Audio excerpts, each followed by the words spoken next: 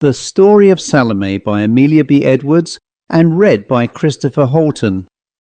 I have been a frequent visitor to Venice for several years, and as such had got to know the city very well for its timeless spirit, which has shrugged off the modern world save for the endless hordes of tourists that invade its denizens every day, and of course are more preoccupied with selfie images than its ageless history, as they are corralled into groups by tired-looking tour guides.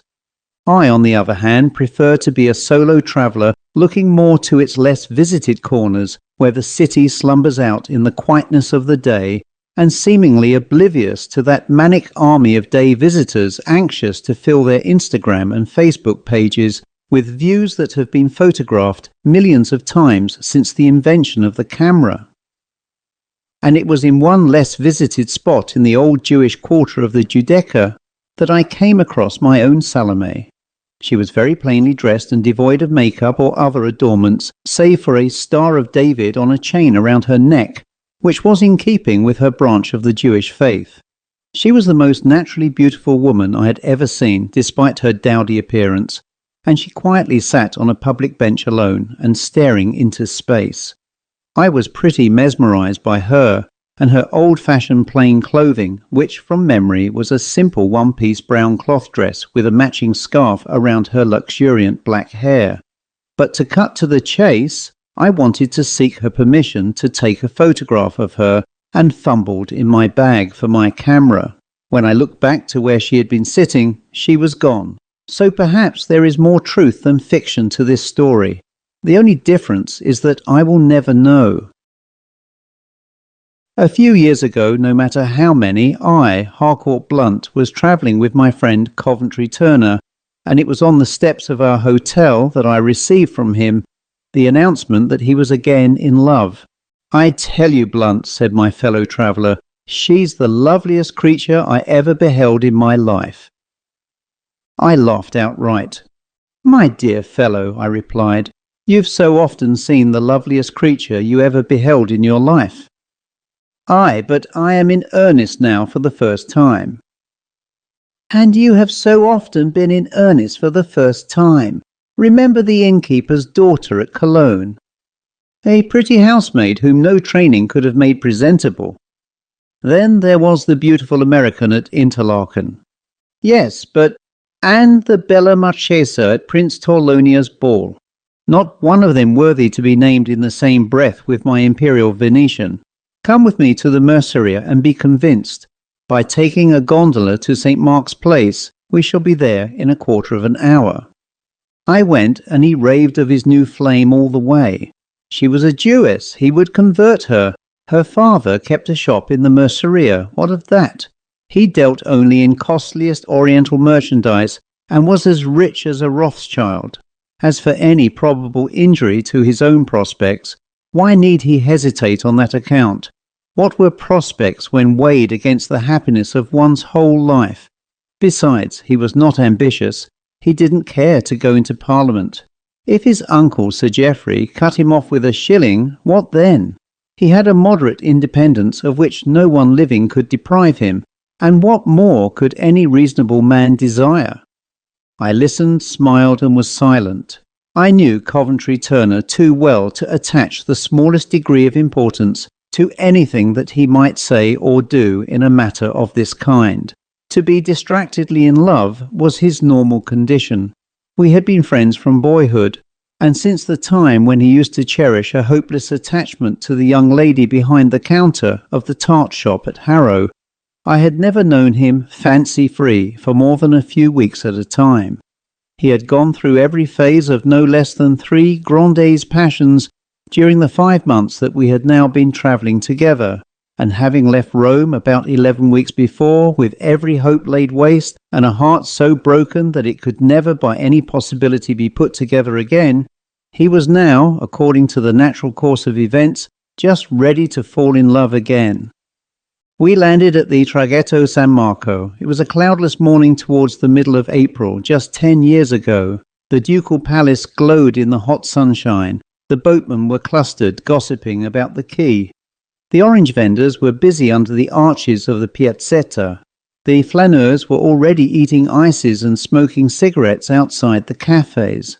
There was an Austrian military band, strapped, buckled, mustachioed and white-coated, playing just in front of St. Mark's, and the shadow of the great bell tower slept all across the square. Passing under the low round archway leading to the Merceria, we plunged at once into that cool labyrinth of narrow, intricate and picturesque streets, where the sun never penetrates, where no wheels are heard, and no beast of burden is seen, where every house is a shop, and every shop front is open to the ground, as in an oriental bazaar, where the upper balconies seem almost to meet overhead, and are separated by only a strip of burning sky, and where more than 3 people cannot march abreast in any part. Pushing our way as best we might through the motley crowd that here chatters, cheapens, buys, sells, and perpetually jostles to and fro, we came presently to a shop for the sale of Eastern goods. A few glass jars filled with spices and some pieces of stuff untidily strewed the counter next the street, but within, dark and narrow though it seemed, the place was crammed with costliest merchandise, cases of gorgeous oriental jewellery, embroideries and fringes of massive gold and silver bullion, precious drugs and spices, exquisite toys in filigree, miracles of carving in ivory, sandalwood and amber, jewelled yataghans, scimitars of state rich with barbaric pearl and gold, bales of cashmere shawls, China silks, India muslins, gauzes and the like filled every inch of available space from floor to ceiling, leaving only a narrow lane from the door to the counter, and a still narrower passage to the rooms beyond the shop. We went in. A young woman who was sitting reading on a low seat behind the counter laid aside her book and rose slowly. She was dressed wholly in black. I cannot describe the fashion of her garments. I only know that they fell about her in long, soft, trailing folds, leaving a narrow band of fine cambric visible at the throat and wrists, and that, however graceful and unusual this dress may have been, I scarcely observed it, so entirely was I taken up with admiration of her beauty. For she was indeed very beautiful, beautiful in a way I had not anticipated. Coventry Turner, with all his enthusiasm, had failed to do her justice. He had raved of her eyes, her large, lustrous, melancholy eyes, of the transparent paleness of her complexion, of the faultless delicacy of her features. But he had not prepared me for the unconscious dignity, the perfect nobleness and refinement that informed her every look and gesture. My friend requested to see a bracelet at which he had been looking the day before. Proud, stately, silent, she unlocked the case in which it was kept and laid it before him on the counter. He asked permission to take it over to the light. She bent her head but answered not a word. It was like being waited upon by a young empress. Turner took the bracelet to the door and affected to examine it. It consisted of a double row of gold coins linked together at intervals by a bean-shaped ornament studded with pink coral and diamonds. Coming back into the shop, he asked me if I thought it would please his sister, to whom he had promised a remembrance of Venice.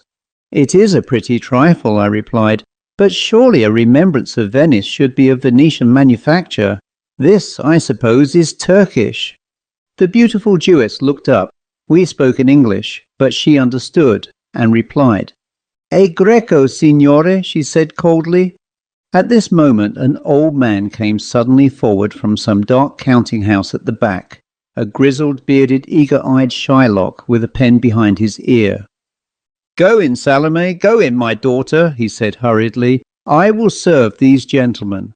She lifted her eyes to his for one moment, then moved silently away and vanished in the gloom of the room beyond.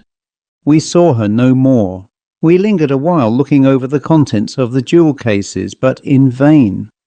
Then Turner bought his bracelet, and we went out again into the narrow streets and back to the open daylight of the Grand Piazza. "Well," he said breathlessly, "what do you think of her?" "She is very lovely." "Lovelier than you expected?" "Much lovelier, but what?" "The sooner you succeed in forgetting her, the better." He vowed, of course, that he never would and never could forget her. He would hear of no incompatibilities, listen to no objections, believe in no obstacles, that the beautiful Salome was herself not only unconscious of his passion and indifferent to his person, but ignorant of his very name and station, were facts not even to be admitted on the list of difficulties. Finding him thus deaf to reason, I said no more. It was all over, however, before the week was out. "Look here, Blunt," he said, coming up to me one morning in the coffee room of our hotel just as I was sitting down to answer a pile of home letters. "Would you like to go on to Trieste tomorrow? There, don't look at me like that. You can guess how it is with me. I was a fool ever to suppose she would care for me. A stranger, a foreigner, a Christian. Well, I'm horribly out of sorts anyhow, and I wish I was 1,000 miles off at this moment." We travelled on together to Athens and there parted, Turner being bound for England and I for the East. My own tour lasted many months longer. I went first to Egypt and the Holy Land, then joined an exploring party on the Euphrates, and at length, after just 12 months of Oriental life, found myself back again at Trieste about the middle of April in the year following that during which occurred the events I have just narrated. There I found that batch of letters and papers to which I had been looking forward for many weeks past, and amongst the former one from Coventry Turner. This time he was not only irrecoverably in love, but on the eve of matrimony. The letter was rapturous and extravagant enough. The writer was the happiest of men, his destined bride the loveliest and most amiable of her sex, the future a paradise, the past a melancholy series of mistakes. As for love, he had never, of course, known what it was till now. And what of the beautiful Salome? Not one word of her from beginning to end. He had forgotten her as utterly as if she had never existed. And yet how desperately in love and how desperately in despair he was 1 little year ago. Ah, yes. But then it was 1 little year ago, and who that had ever known Coventry Turner would expect him to remember la plus grande des grandes passions for even half that time? I slept that night at Trieste and went on next day to Venice. Somehow I could not get Turner and his love affairs out of my head. I remembered our visit to the Merceria. I was haunted by the image of the beautiful Jewess. Was she still so lovely? Did she still sit reading in her wonted seat by the open counter, with the gloomy shop reaching away behind, and the cases of rich robes and jewels all around? An irresistible impulse prompted me to go to the Merceria and see her once again. I went. It had been a busy morning with me, and I did not get there till between 3 and 4 o'clock in the afternoon. The place was crowded. I passed up the well-remembered street, looking out on both sides for the gloomy little shop with its unattractive counter, but in vain. When I had gone so far that I thought I must have passed it, I turned back. House by house I retraced my steps to the very entrance, and still could not find it. Then, concluding I had not gone far enough at first, I turned back again till I reached a spot where several streets diverged.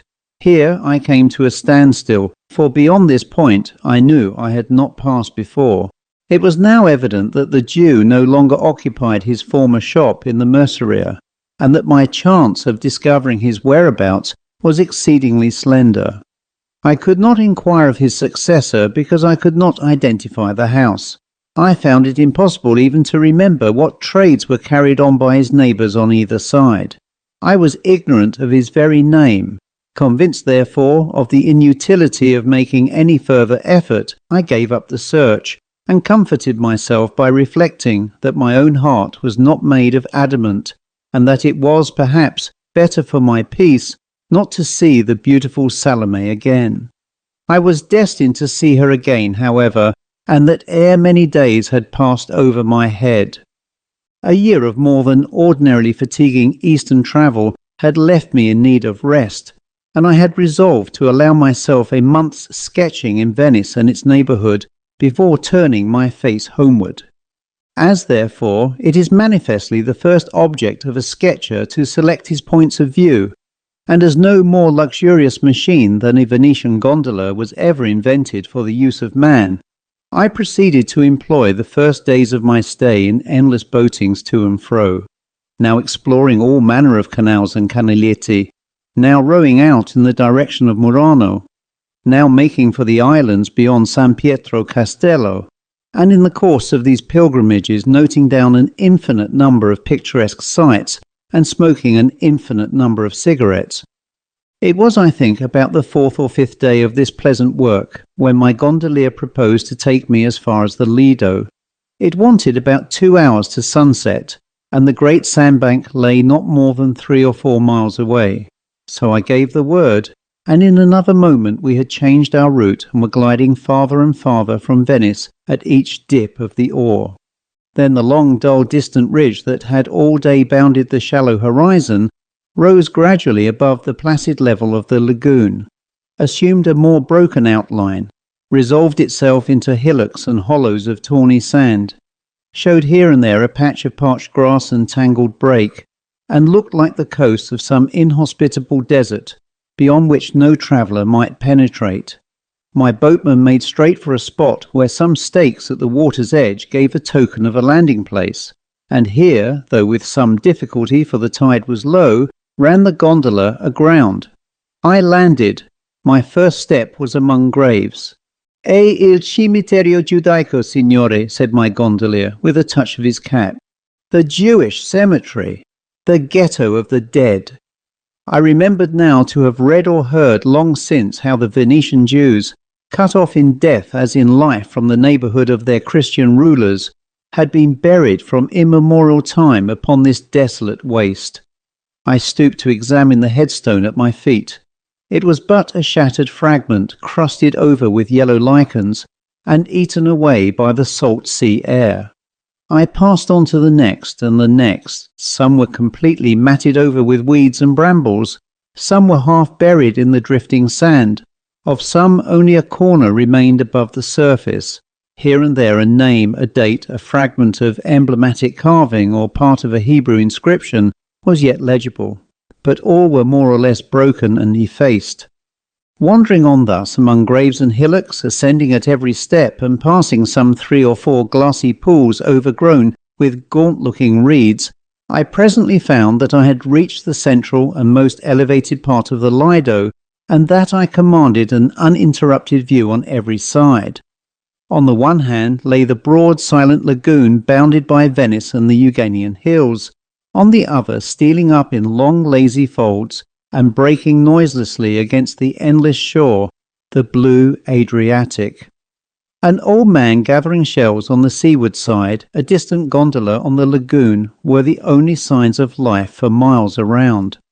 Standing on the upper ridge of this narrow barrier, looking upon both waters and watching the gradual approach of what promised to be a gorgeous sunset, I fell into one of those wandering trains of thought in which the real and unreal succeed each other as capriciously as in a dream. I remembered how Goethe here conceived his vertebral theory of the skull, how Byron, too lame to walk, kept his horse on the Lido, and here rode daily to and fro, how Shelley loved the wild solitude of the place, wrote of it in Julian and Madalo, and listened perhaps from this very spot to the madhouse bell on the island of San Giorgio. Then I wondered if Titian used sometimes to come hither from his gloomy house on the other side of Venice to study the gold and purple of these western skies, if Othello had walked here with Desdemona, if Shylock was buried yonder, and Lear whom he loved when he was a bachelor. And then, in the midst of my reverie, I came suddenly upon another Jewish cemetery. Was it indeed another, or but an outlying portion of the first? It was evidently another and a more modern one. The ground was better kept. The monuments were newer. Such dates as I had succeeded in deciphering on the broken sepulchres lower down were all of the 14th and 15th centuries, but the inscriptions upon these bore reference to quite recent interments. I went on a few steps farther. I stopped to copy a quaint Italian couplet on one tomb, to gather a wild forget-me-not from the foot of another, to put aside a bramble that trailed across a third, And then I became aware for the first time of a lady sitting beside a grave not a dozen yards from the spot on which I stood. I had believed myself so utterly alone and was so taken by surprise that for the first moment I could almost have persuaded myself that she also was of the stuff that dreams are made of. She was dressed from head to foot in deepest mourning, her face turned from me, looking towards the sunset, her cheek resting in the palm of her hand. The grave by which she sat was obviously recent. The scant herbage round about had been lately disturbed, and the marble headstone looked as if it had not yet undergone a week's exposure to wind and weather. Persuaded that she had not observed me, I lingered for an instant looking at her. Something in the grace and sorrow of her attitude, something in the turn of her head and the flow of her sable draperies arrested my attention. Was she young? I fancied so. Did she mourn a husband, a lover, a parent? I glanced towards the headstone. It was covered with Hebrew characters, so that had I even been nearer, it could have told me nothing. But I felt that I had no right to stand there, a spectator of her sorrow, an intruder on her privacy. I proceeded to move noiselessly away. At that moment she turned and looked at me. It was Salome.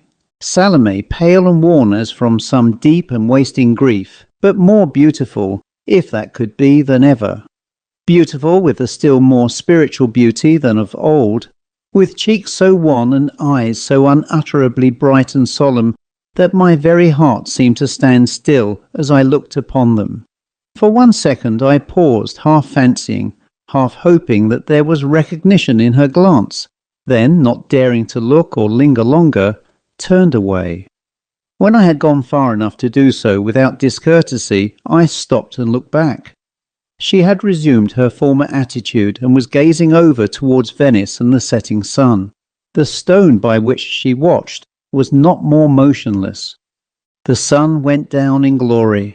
The last flush faded from the domes and bell towers of Venice. The northward peaks changed from rose to purple, from gold to grey. A scarcely perceptible film of mist became all at once visible upon the surface of the lagoon, and overhead the first star trembled into light. I waited and watched till the shadows had so deepened that I could no longer distinguish one distant object from another. Was that the spot? Was she still there? Was she moving? Was she gone? I could not tell. The more I looked, the more uncertain I became. Then, fearing to miss my way in the fast-gathering twilight, I struck down towards the water's edge and made for the point at which I had landed. I found my gondolier fast asleep with his head on a cushion and his bit of gondola carpet thrown over him for a counterpane. I asked if he had seen any other boat put off from the Lido since I left. He rubbed his eyes, started up, and was awake in a moment. "Per Bacco, signore, I have been asleep," he said apologetically. "I've seen nothing." "Did you observe any other boat moored hereabouts when we landed?" "None, signore." "And you have seen nothing of a lady in black?" He laughed and shook his head. "Consolatevi, signore," he said archly. "She will come tomorrow." Then, seeing me look grave, he touched his cap and with a gentle "Scusate, signore," took his place at the stern and there waited. I bade him row to my hotel, and then, leaning dreamily back, folded my arms, closed my eyes, and thought of Salome. How lovely she was, how infinitely more lovely than even my first remembrance of her. How was it that I had not admired her more that day in the Merceria? Was I blind, or had she become indeed more beautiful? It was a sad and strange place in which to meet her again. By whose grave was she watching? By her father's? Yes, surely by her father's.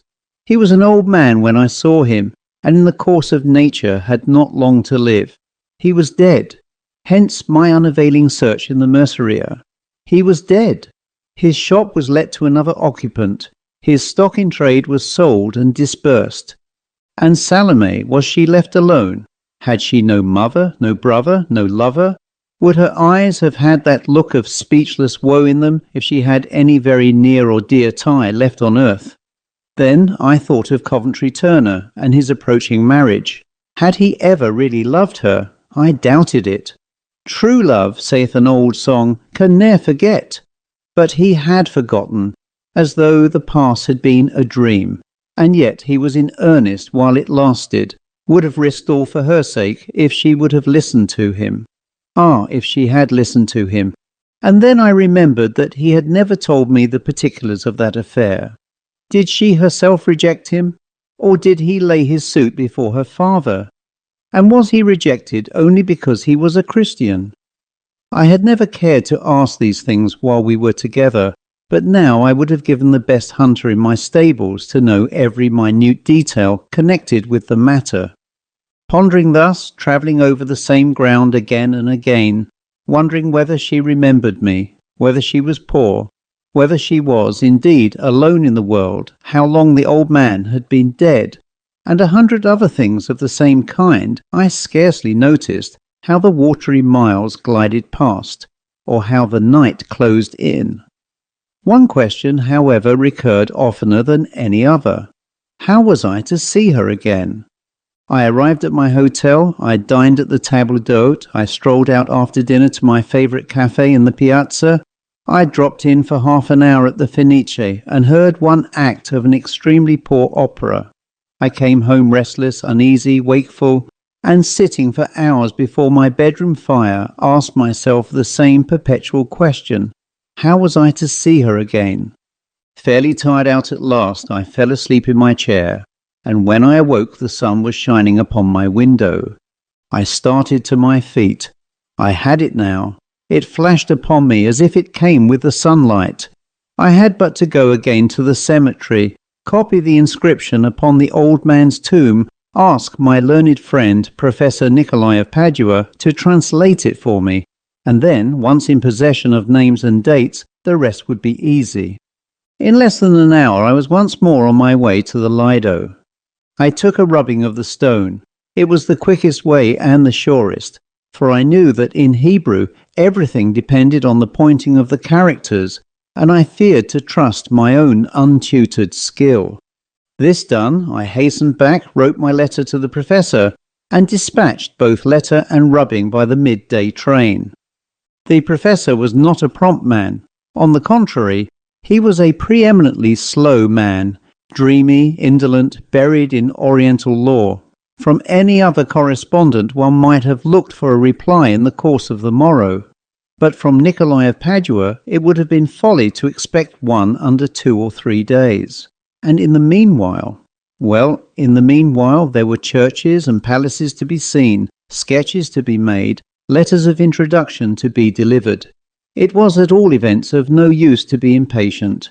And yet I was impatient, so impatient that I could neither sketch nor read, nor sit still for 10 minutes together.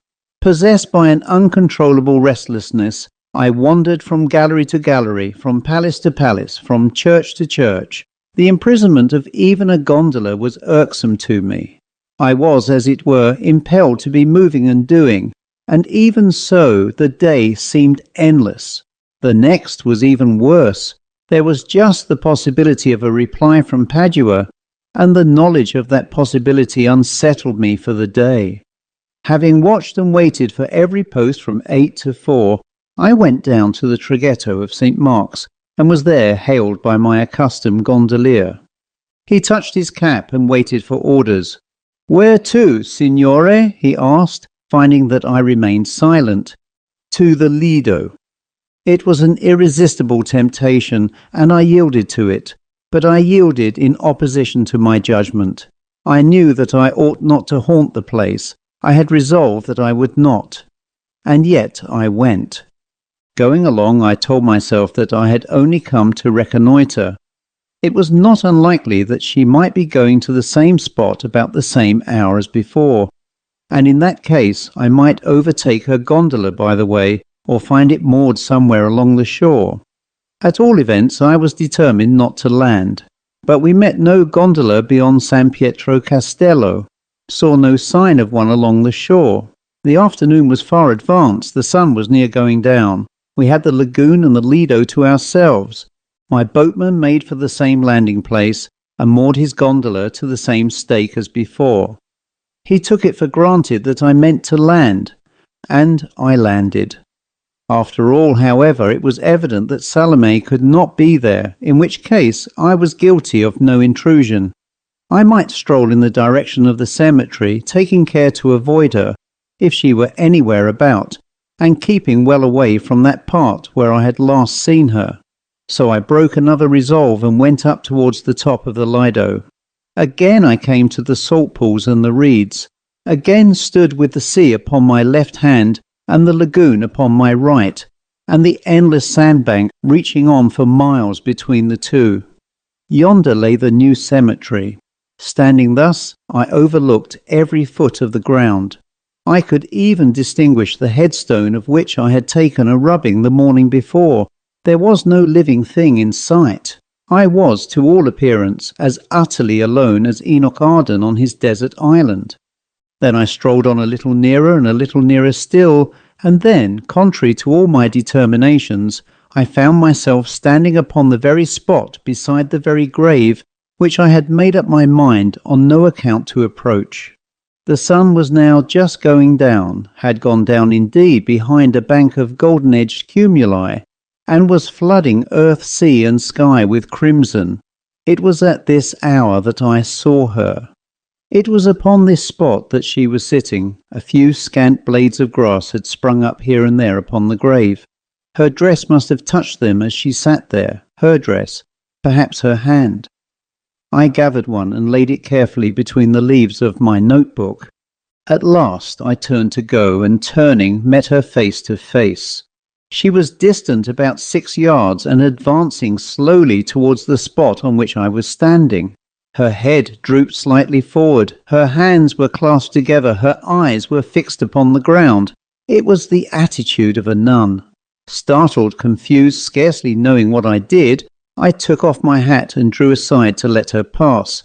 She looked up, hesitated, stood still, gazed at me with a strange, steadfast, mournful expression, then dropped her eyes again, passed me without another glance, and resumed her former place and attitude beside her father's grave. I turned away.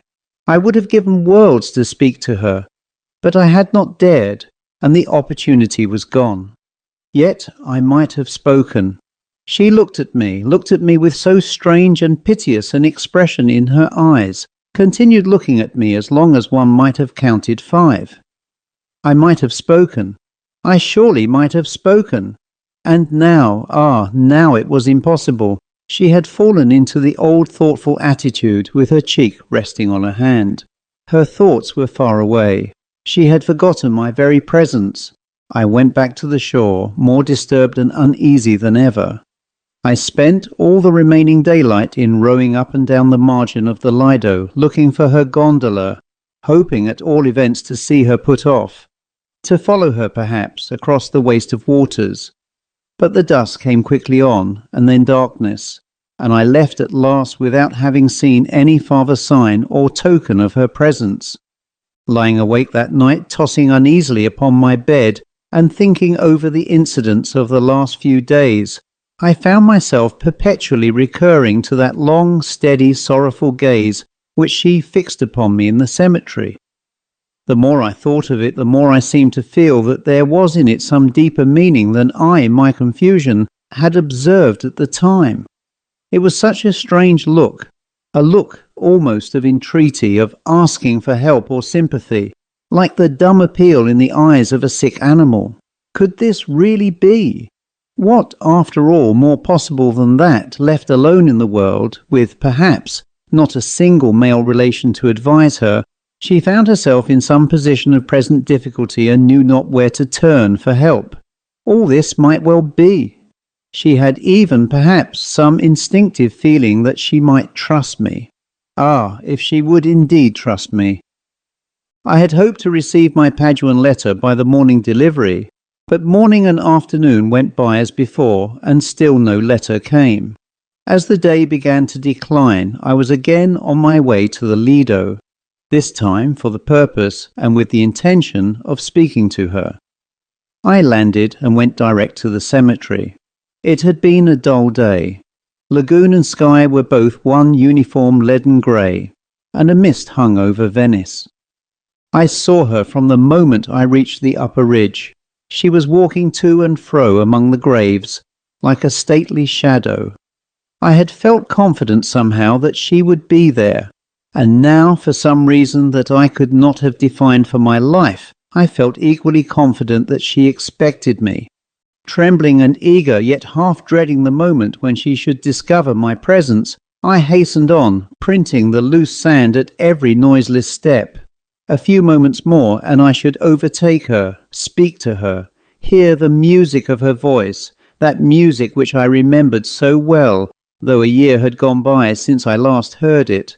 But how should I address her? What had I to say? I knew not. I had no time to think. I could only hurry on till within some 10 feet of her trailing garments, stand still when she turned, and uncover before her as if she were a queen. She paused and looked at me, just as she had paused and looked at me the evening before, with the same sorrowful meaning in her eyes, with even more than the same entreating expression. But she waited for me to speak. I did speak. I cannot recall what I said. I only know that I faltered something of an apology, mentioned that I had had the honour of meeting her before many months ago, and trying to say more, trying to express how thankfully and proudly I would devote myself to any service, however humble, however laborious, I failed both in voice and words, and broke down utterly. Having come to a stop, I looked up and found her eyes still fixed upon me. "You are a Christian?" she said. A trembling came upon me at the first sound of her voice. It was the same voice, distinct, melodious, scarce louder than a whisper, and yet it was not quite the same. There was a melancholy in the music, and if I may use a word which after all fails to express my meaning, a remoteness that fell upon my ear like the plaintive cadence in an autumnal wind. I bent my head and answered that I was. She pointed to the headstone of which I had taken a rubbing a day or two before. "A Christian soul lies there," she said, "laid in earth without one Christian prayer, with Hebrew rites, in a Hebrew sanctuary. Will you, stranger, perform an act of piety towards the dead?" "The Signora has but to speak," I said. "All that she wishes shall be done. Read one prayer over this grave and trace a cross upon this stone." "I will." She thanked me with a gesture, slightly bowed her head, drew her outer garment more closely round her, and moved away to a rising ground at some little distance. I was dismissed. I had no excuse for lingering, no right to prolong the interview, no business to remain there one moment longer. So I left her there, nor once looked back till I had reached the last point from which I knew I should be able to see her. But when I turned for that last look, she was no longer in sight. I had resolved to speak to her, and this was the result. A stranger interview never surely fell to the lot of man. I had said nothing that I meant to say, had learnt nothing that I sought to know. With regard to her circumstances, her place of residence, her very name, I was no wiser than before, and yet I had perhaps no reason to be dissatisfied. She had honoured me with her confidence, and entrusted to me a task of some difficulty and importance. It now only remained for me to execute that task as thoroughly and as quickly as possible.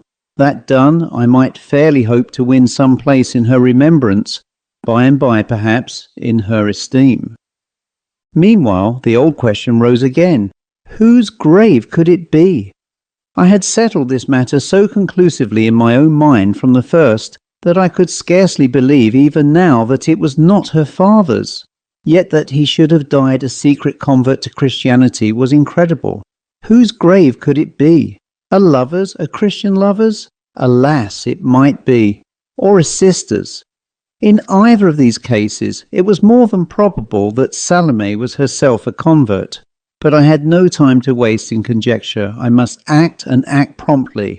I hastened back to Venice as fast as my gondolier could row me, and as we went along I promised myself that all her wishes should be carried out before she visited the spot again, to secure at once the services of a clergyman who would go with me to the Lido at early dawn, and there read some portion, at least, of the burial service, and at the same time to engage a stonemason to cut the cross, to have all done before she or anyone should have approached the place next day, was my especial object, and that object I was resolved to carry out, though I had to search Venice through before I laid my head upon my pillow.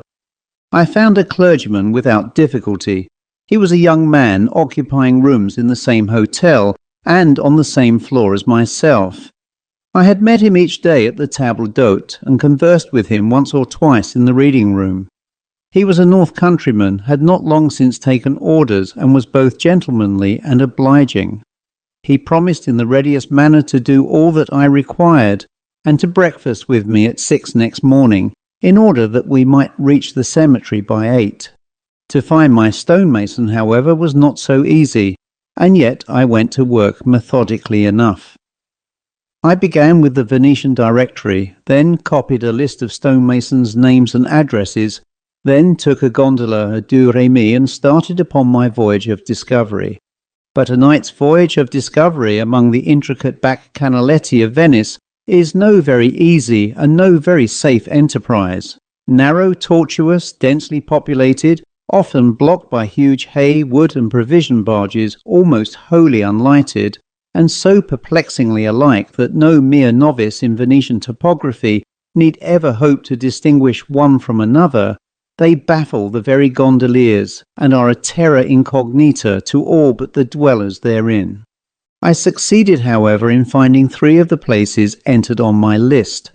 At the first I was told that the workman of whom I was in quest was working by the week somewhere over by Murano, and would not be back again till Saturday night. At the second and third I found the men at home, supping with their wives and children at the end of the day's work, but neither would consent to undertake my commission. One, after a whispered consultation with his son, declined reluctantly. The other told me plainly that he dared not do it, and that he did not believe I should find a stonemason in Venice who would be bolder than himself. The Jews, he said, were rich and powerful, no longer an oppressed people, no longer to be insulted even in Venice with impunity. To cut a Christian cross upon a Jewish headstone in the Jewish cemetery would be a sort of sacrilege and punishable, no doubt, by the law. This sounded like truth. So finding that my rowers were by no means confident of their way, and that the canaletti were dark as the catacombs, I prevailed upon the stonemason to sell me a small mallet and a couple of chisels, and made up my mind to commit the sacrilege myself. With this single exception, all was done next morning as I had planned to do it. My new acquaintance breakfasted with me, accompanied me to the Lido, read such portions of the burial service as seemed proper to him, and then, having business in Venice, left me to my task. It was by no means an easy one. To a skilled hand it would have been, perhaps, the work of half an hour, but it was my first effort, and rude as the thing was, a mere grooved attempt at a Latin cross about 2 inches and a half in length, cut close down at the bottom of the stone, where it could be easily concealed by a little piling of the sand. It took me nearly 4 hours to complete. While I was at work, the dull grey morning grew duller and greyer. A thick sea fog drove up from the Adriatic, and a low moaning wind came and went like the echo of a distant requiem. More than once I started, believing that she had surprised me there, fancying I saw the passing of a shadow, heard the rustling of a garment, the breathing of a sigh. But no, the mist and the moaning wind deceived me. I was alone.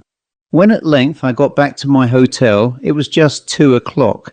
The hall porter put a letter into my hand as I passed through. One glance at that crabbed superscription was enough. It was from Padua. I hastened to my room, tore open the envelope, and read these words. Caro Signore, the rubbing you send is neither ancient nor curious, as I fear you suppose it to be. It is a thing of yesterday. It merely records that one Salome, the only and beloved child of a certain Isaac da Costa, died last autumn on the 18th of October, aged 21 years, and that by the said Isaac da Costa this monument is erected to the memory of her virtues and his grief. I pray you, caro signore, to receive the assurance of my sincere esteem. Niccolo Nicolai. The letter dropped from my hand. I seemed to have read without understanding it. I picked it up, went through it again, word by word, sat down, rose up, took a turn across the room, felt confused, bewildered, incredulous. Could there then be two Salomes? Or was there some radical and extraordinary mistake? I hesitated. I knew not what to do. Should I go down to the merceria and see whether the name of da Costa was known in the quartier, or find out the registrar of births and deaths for the Jewish district, or call upon the principal rabbi and learn from him who this second Salome had been, and in what degree of relationship she stood towards the Salome whom I knew? I decided upon the last course. The chief rabbi's address was easily obtained. He lived in an ancient house on the Giudecca, and there I found him, a grave, stately old man, with a grizzled beard reaching nearly to his waist. I introduced myself and stated my business. I came to ask if he could give me any information respecting the late Salome da Costa, who died on the 18th of October last, and was buried on the Lido. The rabbi replied that he had no doubt he could give me any information I desired, for he had known the lady personally, and was the intimate friend of her father. Can you tell me, I asked, whether she had any dear friend or female relative of the same name, Salome? The rabbi shook his head. I think not, he said. I remember no other maiden of that name. Pardon me, but I know there was another, I replied. There was a very beautiful Salome living in the merceria when I was last in Venice, just this time last year. Salome da Costa was very fair, said the rabbi, and she dwelt with her father in the merceria. Since her death, he hath removed to the neighbourhood of the Rialto. This Salome's father was a dealer in Oriental goods, I said hastily. Isaac da Costa is a dealer in Oriental goods, replied the old man very gently. We are speaking, my son, of the same persons. Impossible, he shook his head again. But she lives, I exclaimed, becoming greatly agitated. She lives, I have seen her. I have spoken to her. I saw her only last evening. Nay, he said compassionately, this is some dream. She of whom you speak is indeed no more. I saw her only last evening, I repeated. Where did you suppose you beheld her? On the Lido. On the Lido? And she spoke to me. I heard her voice, heard it as distinctly as I hear my own at this moment. The rabbi stroked his beard thoughtfully and looked at me. You think you heard her voice? He ejaculated. That is strange. What said she? I was about to answer. I checked myself. A sudden thought flashed upon me. I trembled from head to foot. Have you any reason for supposing that she died a Christian? I faltered. The old man started and changed colour. That is a strange question, he stammered. Why do you ask it? Yes or no, I cried wildly. Yes or no? He frowned, looked down, hesitated. I admit, he said after a moment or two, I admit that I may have heard something tending that way. It may be that the maiden cherished some secret doubt, yet she was no professed Christian, laid in earth without one Christian prayer, with Hebrew rites, in a Hebrew sanctuary, I repeated to myself. But I marvel how you come to have heard of this, continued the rabbi. It was known only to her father and myself. Sir, I said solemnly, I know now that Salome da Costa is dead. I have seen her spirit thrice, haunting the spot where... My voice broke. I could not utter the words. Last evening at sunset, I resumed, was the third time. Never doubting that I indeed beheld her in the flesh, I spoke to her. She answered me. She told me this. The rabbi covered his face with his hands and so remained for some time, lost in meditation. Young man, he said at length, your story is strange, and you bring strange evidence to bear upon it. It may be as you say. It may be that you are the dupe of some waking dream. I know not. He knew not, but I knew only too well. I knew now why she had appeared to me clothed with such unearthly beauty. I understood now that look of dumb entreaty in her eyes, that tone of strange remoteness in her voice. The sweet soul could not rest amid the dust of its kinsfolk, unhouselled, unanointed, unannealed, lacking even one Christian prayer above its grave. And now, was it all over? Should I never see her more? Never, never. How I haunted the Lido at sunset for many a month, till spring had blossomed into autumn, and autumn had ripened into summer. How I wandered back to Venice year after year at the same season, while yet any vestige of that wild hope remained alive. How my heart has never throbbed, my pulse never leaped, for love of mortal woman since that time, are details into which I need not enter here. Enough that I watched and waited, but that her gracious spirit appeared to me no more. I wait still, but I watch no longer. I know now that our place of meeting will not be here. The end.